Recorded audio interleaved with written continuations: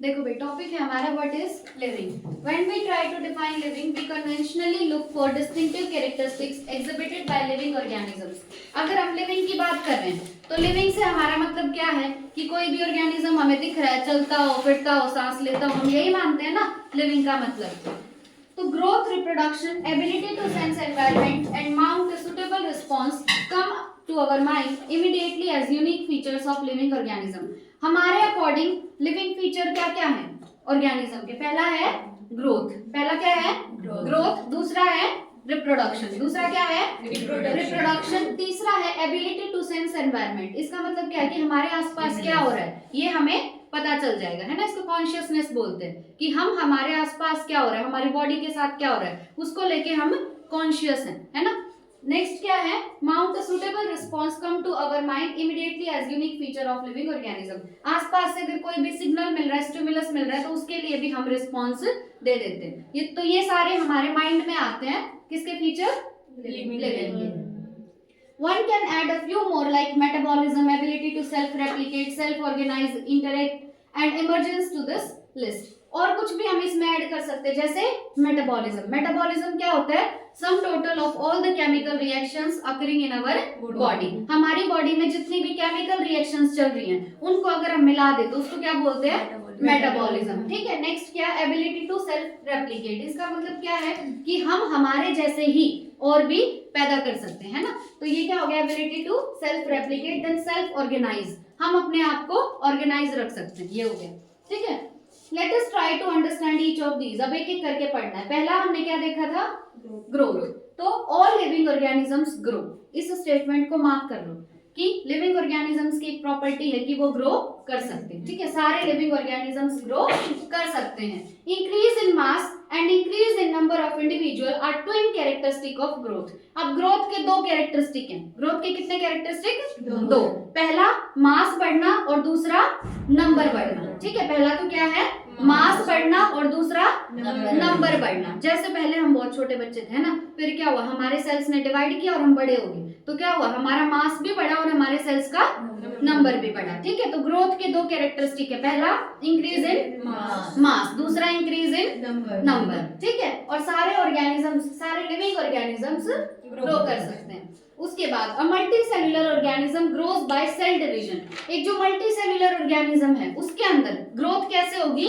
Cell division से। Growth कैसे होगी? सेल डिवीजन से। एक सेल से दो सेल यूं बढ़ते जाएंगे। In plants this growth by cell division occurs continuously throughout their life span. अब एनिमल्स में तो क्या होता है कि हम एक पर्टिकुलर हाइट अटेन कर लेते हैं, उसके बाद हमारी ग्रोथ नहीं होती, है ना।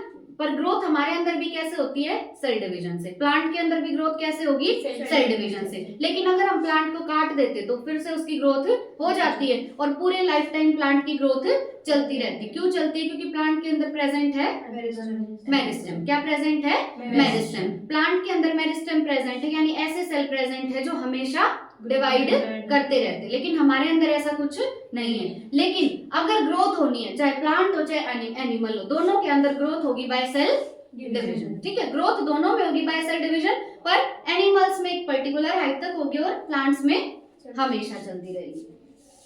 In animals, this growth is seen only up to a certain age. However, cell division occurs in certain tissues to replace lost cells. लेकिन कुछ जो हमारे ऑर्गन हैं, उनके अंदर सेल डिवीजन बार बार हो सकता है। जैसे अगर हाथ पे चोट लगी तो थोड़े दिन बाद वो रिपेयर हो जाएगा। क्यों हो जाएगा? क्योंकि वहां पे सेल्स डिवाइड कर सकते हैं। लेकिन ग्रोथ हमारी सेल डिवीजन के थ्रू एक पर्टिकुलर एज के बाद नहीं होगी। Unicellular organisms grow by cell division. Unicellular organisms में भी ग्रोथ कैसे होगी? सेल डिवीजन से होगी कि एक सेल से बन गए दो सेल। ठीक है, उसके बाद one can easily observe this in vitro cultures by simply counting the number of sales under the microscope. हमें कैसे पता चला कि ग्रोथ जो है वो सेल डिवीजन से होती है? ये हमने देखा इन विट्रो कल्चर में। इन विट्रो मतलब बॉडी से बाहर, इन विट्रो मतलब बॉडी से बाहर, इन विवो मतलब बॉडी के अंदर। तो हमें कैसे पता चला कि ग्रोथ सेल डिवीजन से हो रही है? हमने उसको देखा इन विट्रो, मतलब लैब में करके देखा है। ठीक है। In majority of higher animals and plants, growth and reproduction are mutually exclusive events. देखो, एक्सक्लूसिव का मतलब क्या होता है? जो दो चीजें आपस में रिलेटेड नहीं है ना, और इंक्लूसिव मतलब दोनों आपस में रिलेटेड हैं। ये बात मैंने पहले पहले बता रखे तुम्हें, देखो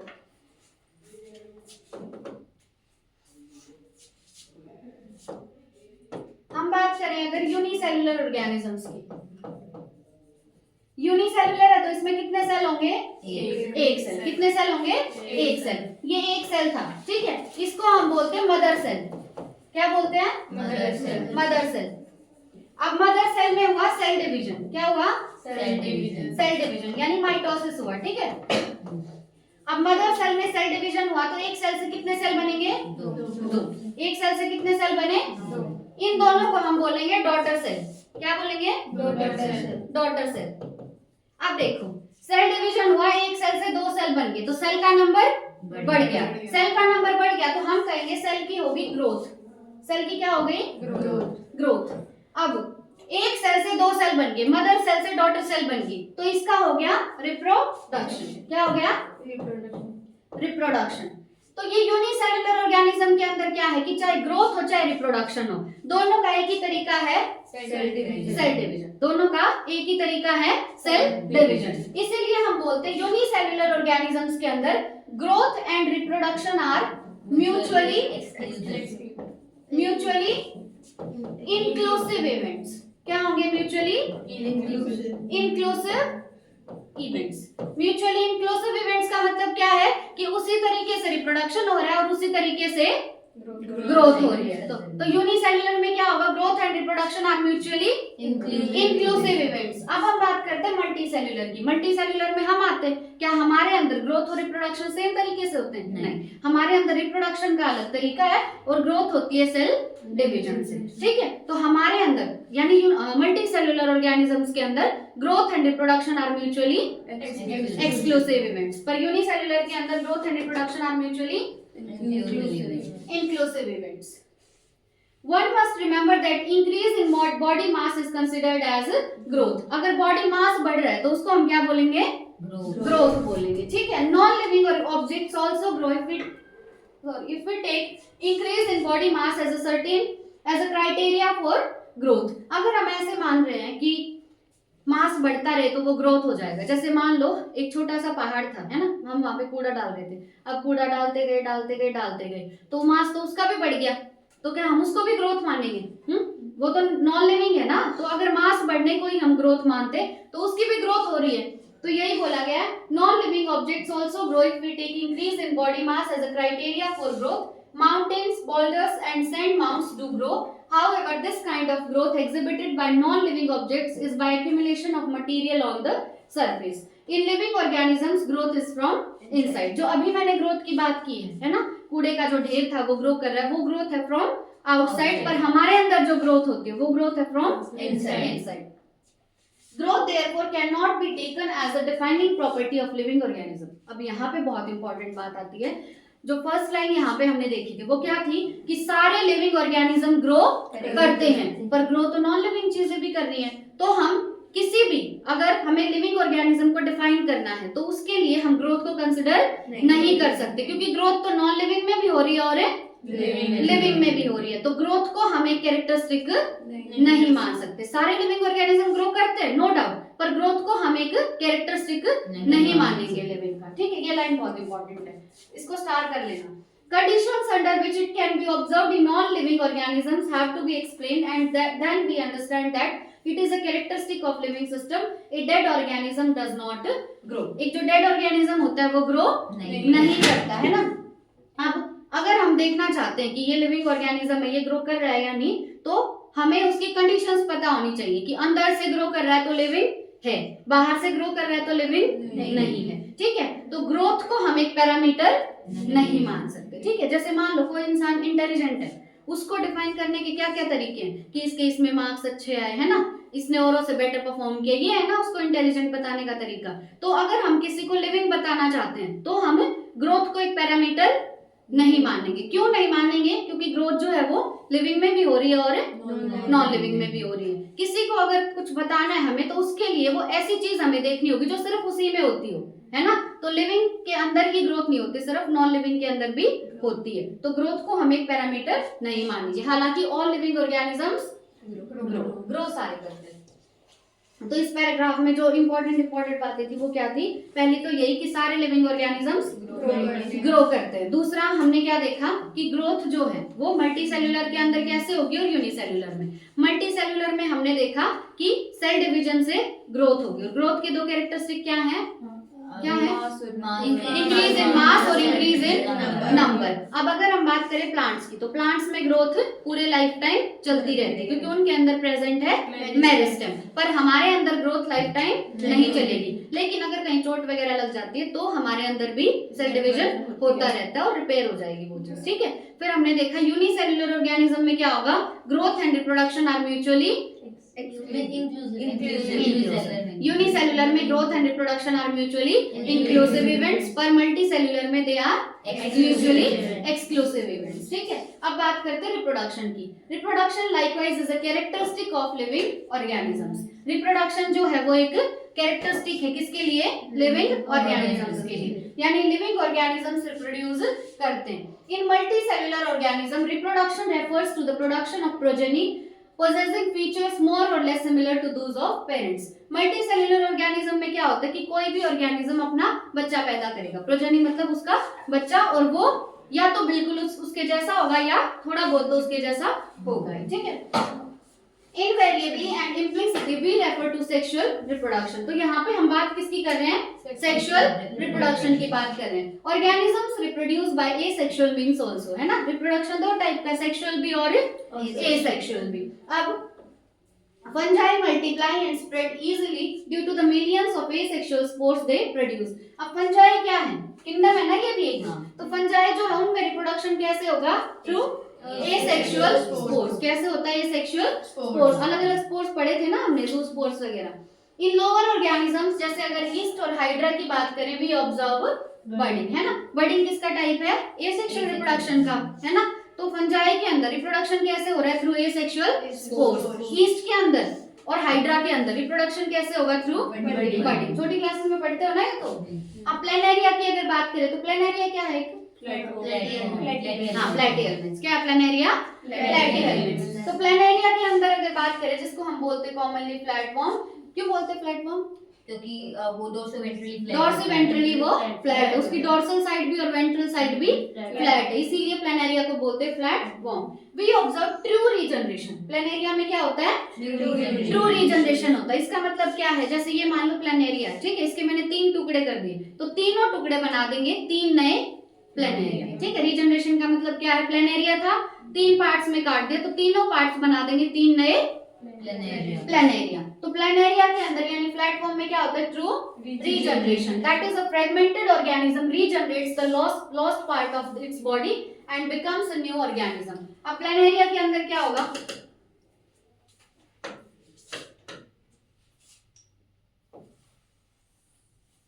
जैसे मान लो ये प्लेनेरिया था हमारा, ठीक है। अब इसके हमने 3 पार्ट कर दिए, तो देखो ये वाला जो ऊपर वाला पार्ट है, इसको क्या बनाना है? नीचे का पूरा पार्ट बनाना है ना। तो ऊपर वाला पार्ट क्या करेगा? अपनी नीचे की पूरी बॉडी बना देगा। ये बीच वाला पार्ट है, इसको क्या बनाना पड़ेगा? ऊपर का भी और नीचे का भी। जो नीचे वाला है इसको क्या बनाना पड़ेगा? पूरा ऊपर का, है ना। तो यही बोला जा रहा है कि हमने कितने फ्रेगमेंट्स बनाए अभी इसके? 3 फ्रेगमेंट मतलब टुकड़े। हमने 3 टुकड़े बनाए, तो तीनों टुकड़े क्या करेंगे? जो बचा हुआ पार्ट है ना उसको रीजनरेट कर लेंगे। क्या कर लेंगे? रीजनरेट मतलब दोबारा से बना लेंगे। ठीक है। तो प्लेनेरिया के अंदर यानी प्लेटफॉर्म के अंदर हमें देखने को मिलता है ट्रू रीजनरेशन। ट्रू रीजनरेशन का मतलब क्या है कि हमने उसके फ्रेगमेंट्स कर दिए, टुकड़े कर दिए, तो जितने भी टुकड़े बनाए वो अपना बचा हुआ पार्ट खुद बना देंगे, रीजनरेट कर लेंगे।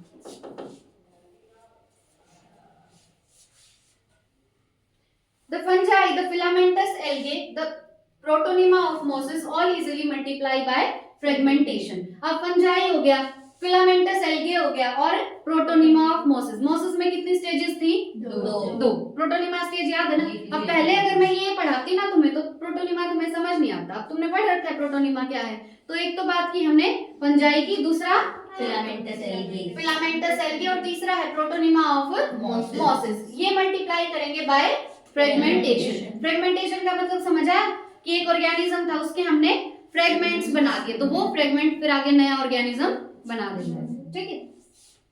When it comes to unicellular organism जैसे बैक्टीरिया, यूनिसेलुलर एल्गी या amoeba, reproduction is synonymous with growth, that is increase in number of cells. वही बात कर रहे हैं कि अगर यूनिसेलुलर ऑर्गेनिज्म की बात करें, जैसे बैक्टीरिया, यूनिसेलुलर एल्गी, किसी एक यूनिसेलुलर एल्गी का एग्जांपल क्लोरेला है ना, तो बैक्टीरिया हो गया, यूनिसेलुलर एल्गी हो गया या अमीबा. अब अमीबा कौन से किंगडम से बिलोंग करता है?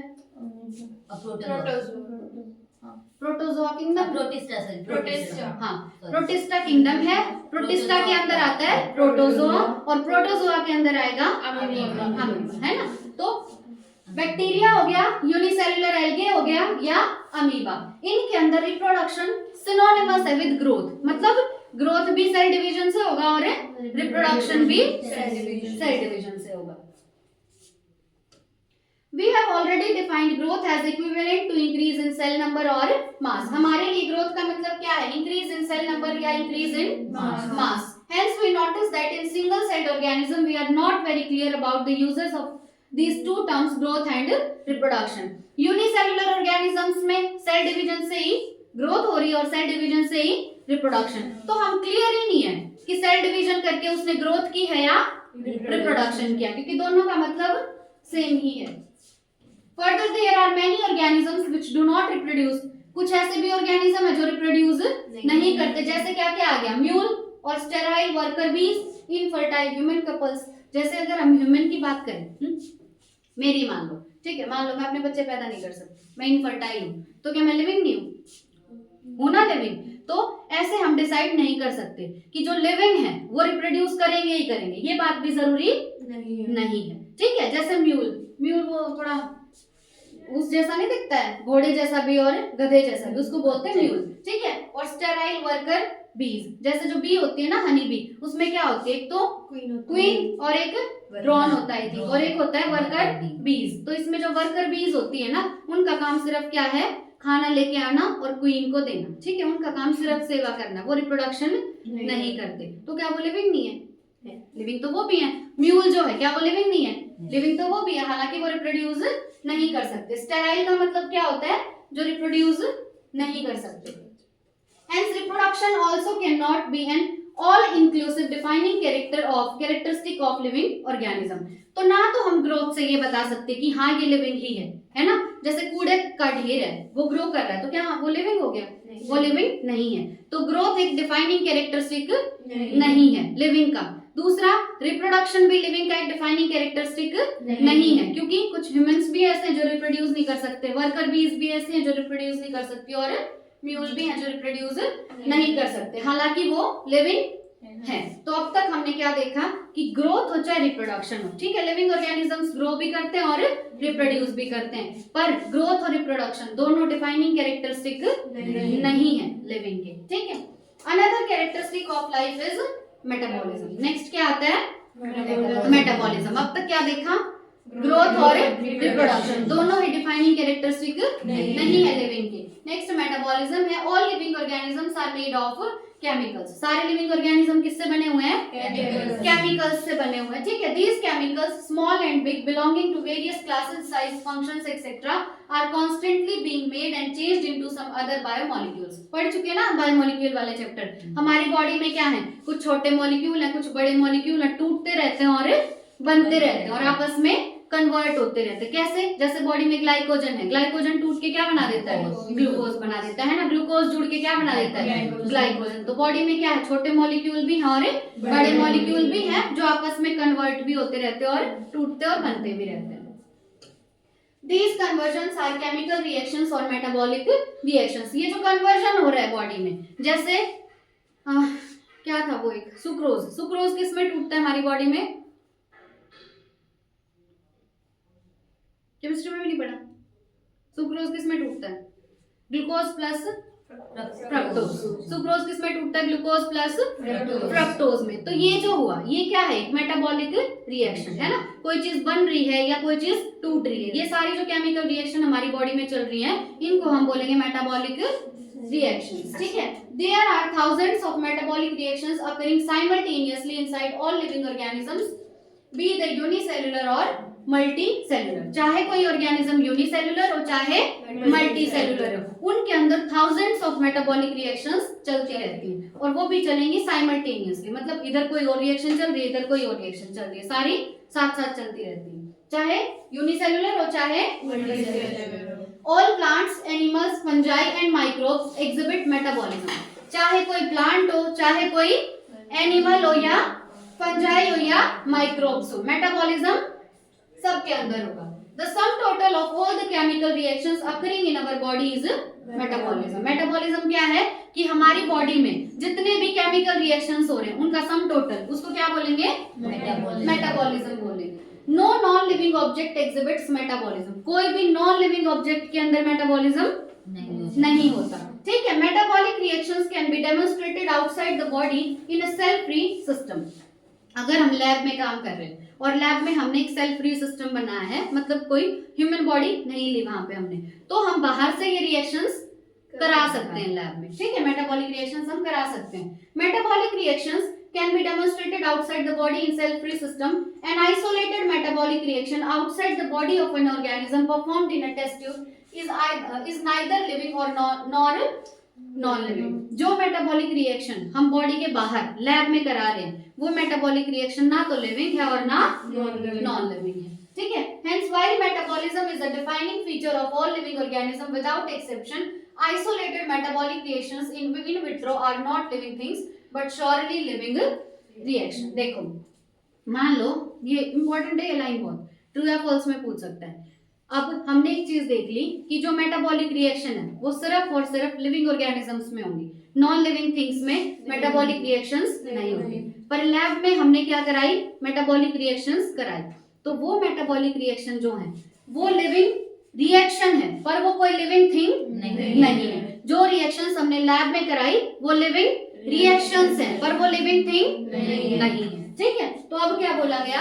Cellular organisation of the body is the defining feature of life form. तो यहाँ से हमें क्या पता चला कि मेटाबॉलिक रिएक्शंस तो हम लैब में भी करा सकते हैं। एक डिफाइनिंग फीचर क्या होगा लिविंग ऑर्गेनिजम्स का?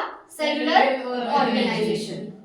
मतलब कि अगर ये metabolic reactions cell free system में ना हो कि हमारी बॉडी के अंदर हो रही हैं तो हम उसको बोलेंगे लिविंग। क्या बोलेंगे?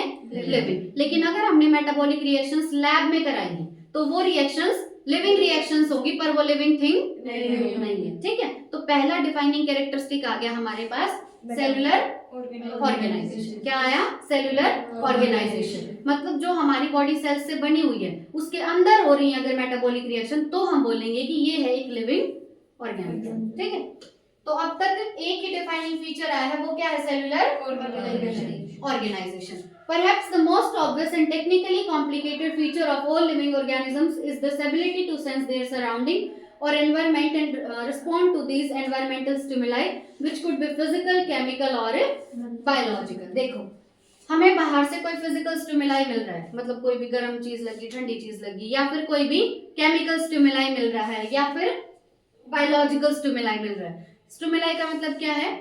सिग्नल, है ना। बाहर से हमें कोई भी सिग्नल मिल रहा है तो हमारे पास एक मस्त सी प्रॉपर्टी है, वो क्या है कि हम उसके लिए रिस्पॉन्ड कर सकते हैं। जैसे अगर गर्म चीज पे हाथ लग गया तो हम वहां से अपना हाथ हटा लेंगे, है ना। तो ये है हमारे पास एक बहुत अच्छी प्रॉपर्टी जिसको हम बोलेंगे कॉन्शियसनेस। क्या बोलेंगे?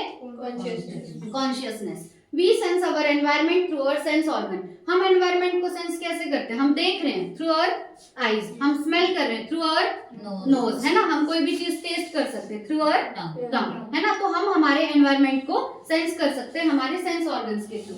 Plants respond to external factors like light, water, temperature, other organisms, pollutant etcetera. Plant भी रिस्पॉन्ड कर सकते हैं। जैसे अगर प्लांट की ग्रोथ लाइट की तरफ हो रही है तो उसको क्या बोलेंगे? फोटोट्रॉपिक ग्रोथ, है ना। अगर उसकी ग्रोथ ग्रेविटी की तरफ हो रही है तो उसको बोलेंगे जियोट्रॉपिक ग्रोथ, है ना। केमिकल्स की तरफ अगर प्लांट ग्रो कर रहा है तो कीमोट्रॉपिक ग्रोथ। तो प्लांट भी स्टिमुलस के लिए रिस्पॉन्ड कर सकता है।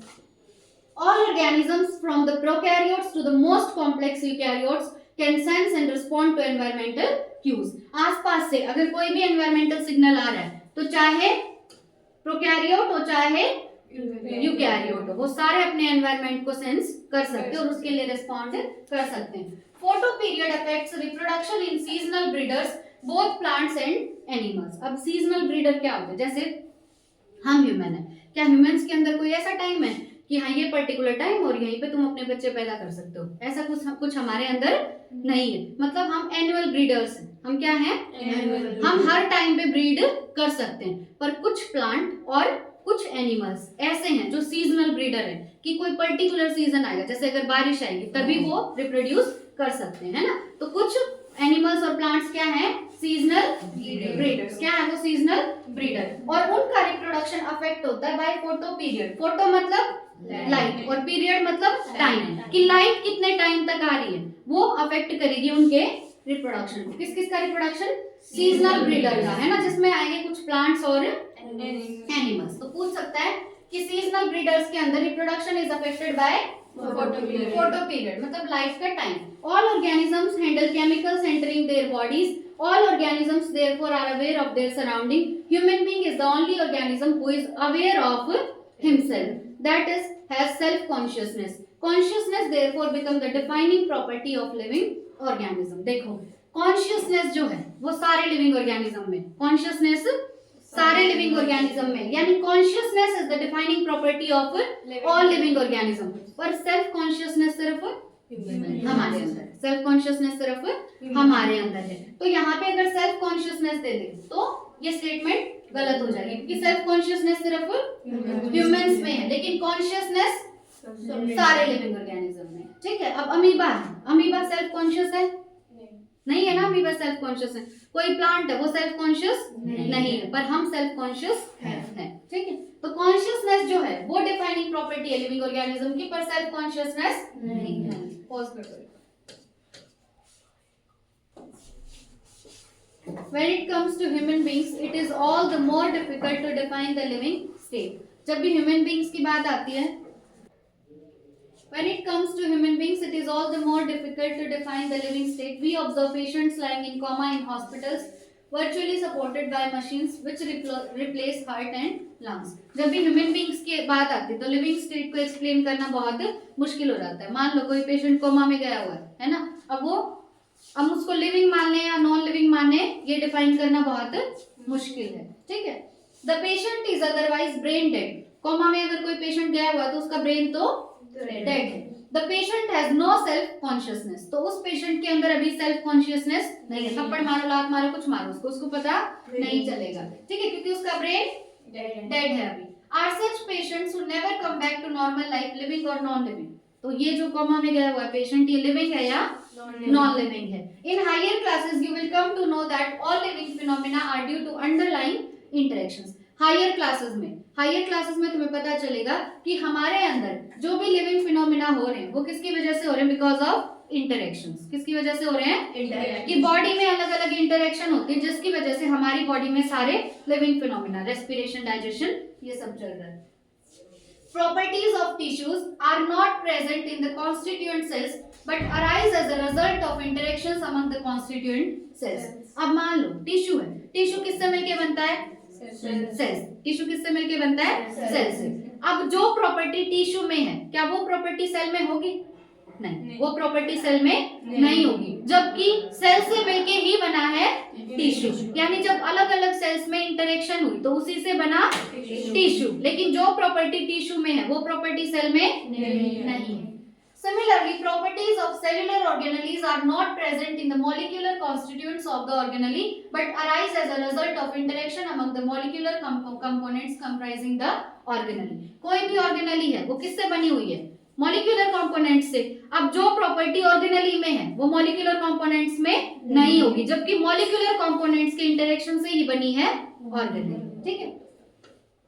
These interactions result in emergent properties at a higher level of organization. मतलब कि जैसे सेल है, सेल ने मिलके बनाया टिश्यू, तो जो प्रॉपर्टी टिश्यू में है वो सेल में नहीं होगी। टिश्यू मिलके बनाते हैं ऑर्गन, जो प्रॉपर्टी ऑर्गन में है वो टिश्यू में नहीं होगी। ठीक है। This phenomena is true in hierarchy of organizational complexity at all levels. अब तुम चाहे टिश्यू की बात करो, चाहे ऑर्गन की बात करो, चाहे ऑर्गन सिस्टम की या ऑर्गेनिज्म की, ये जो बात है ये हर हायरार्की पे ट्रू है। हायरार्की का मतलब क्या होता है? जैसे सेल से बना टिश्यू, टिश्यू से बना ऑर्गन, ऑर्गन से बना ऑर्गन सिस्टम और फिर बना ऑर्गेनिज्म। ये पूरी क्या है, हायरार्की है। तो हर लेवल पे ये बात ट्रू है।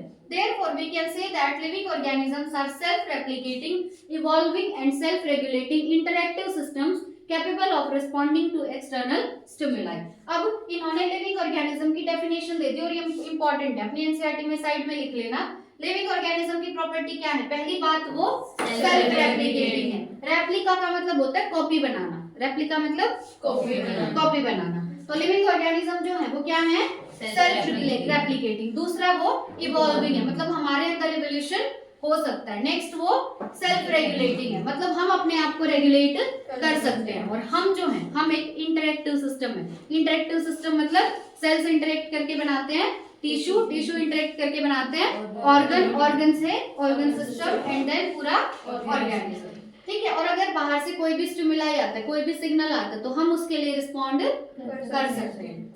Biology is the story of life on earth. पूछ सकते हैं अर्थ के ऊपर लाइफ की स्टोरी हमें किसने बताई? बायोलॉजी ने। किसने बताई? बायोलॉजी ने। Biology is the story of evolution of living organism on earth. Earth के ऊपर लिविंग ऑर्गेनिजम्स का इवोल्यूशन कैसे हुआ? जैसे पहले चिंपैंजी थे, आज हम बन गए, तो ये इवोल्यूशन कैसे हुआ ये भी हमें कौन बताता है? बायोलॉजी बताती है। All living organisms present, past and future are linked to one another by sharing the common genetic material but to varying degrees। इस लाइन पे क्वेश्चन आता है कि हम हैं, हमारे अंदर क्या है, चाहे हम प्रेजेंट की बात करें, पास्ट की या फ्यूचर की, सारे लिविंग ऑर्गेनिज्म आपस में लिंक्ड है। सारे ऑर्गेनिज्म आपस में लिंक्ड है। कैसे लिंक्ड है?